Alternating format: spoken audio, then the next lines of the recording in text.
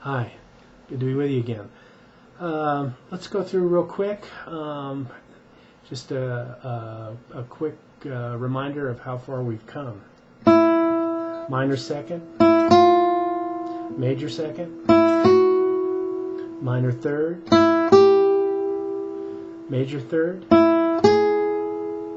perfect fourth, tritone or augmented fourth or diminished fifth, perfect fifth, minor sixth, major sixth. So we only have one interval left. Here's the sixth, the major sixth, and that's these two sevenths right here. Okay? You'll notice that the sevenths are easier to sort of relate to if we go to the octave and come back. So a half step below the octave is the major seventh interval. It's called major seventh, and one step below that is called a minor seventh. Now these intervals are heard a lot because in four-part harmony, which we'll get to after you go through triads, then you go to four-part chords. They're very defining. The minor seventh is the sound of the kind of blues chord. In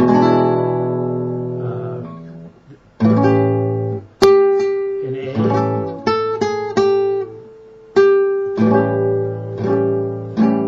so the minor seventh has that a little bit rough. It has a tritone there in that chord. We'll get to that chord construction, but the reason it has some tension in it is because it has that tritone in it. Okay, so used a lot in blues, used a lot in rock and roll, and used a lot in flamenco. In a lot of Bolivia and tangos, when it's played in A Phrygian, one of the more common blues is to go from C to F. Well, the C is almost always played as a dominant chord, and that neat little tangos thing that Jason posted recently had that nice little tag on it where it went up to the D, seventh, and then came down into the G minor. So the seventh chords are used all over the place. They have a tendency to set things up, and the dominant seventh, which is the chord that uses the minor seventh interval. The major seventh interval is usually has more of a pretty sound. In the key of A, this would be an A major seventh chord. So you can see how that's kind of shimmery, or it's a pretty sound usually.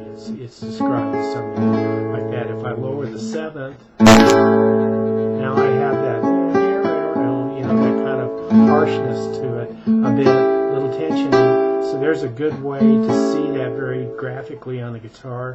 This is A, this would be the root, third, fifth, and here's the root here. Lower the root a half step, get the major seventh, kind of pretty, lower the whole step, and I got the dominant seven is the name of the chord, using the minor seventh interval on the root up there. And that's a good example of seeing them. They're very difficult, if not impossible, to play on the same string. So you usually have to get string sets that go, even 4 strings apart, or 2 strings between the 2 strings you're playing them on. There's an example. Okay. In our loose ends, we're going to come back and clean up a little bit on octaves, on fifths, and on sixths and sevenths, a little bit to show the string sets a little more, because I didn't really get into that too much. I won't take too much time, but I do want to come back and cover that just a little bit more thoroughly. So you see now that we know that we counted at the very beginning to prove to ourselves that this was an octave and that there were 12 different pitches. We counted up 1, 2, 3, 4, 5, 6, 7, 8, I'm sorry, this is a common mistake that I make if I'm not thinking about it. You have to, when you count things, you have to count the first note as 1. It's not like a ruler where you start at 0 and go to 1. So starting over. 1, 2, 3, 4, 5, 6, 7, 8, 9, 10, 11, 12 half steps, because I was demonstrating it in E. Had I been demonstrating in F, I would have been correct. I would have, but I was thinking of it in E. So it's 12 half steps or 6 whole steps to the major 7th interval, and it's 11 half steps or 5.5 whole steps to the minor.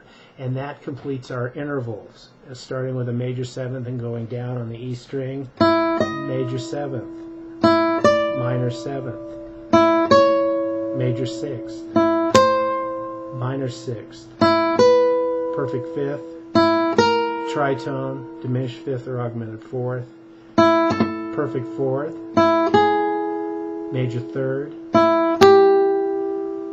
minor 3rd, major 2nd, minor 2nd. Okay, that concludes our 7 intervals. We have some cleanup to do and a little bit more discussion with them, but now that we've gotten through that, we're really got a nice framework here on the ground to start building on, and that's what we'll do in future sessions.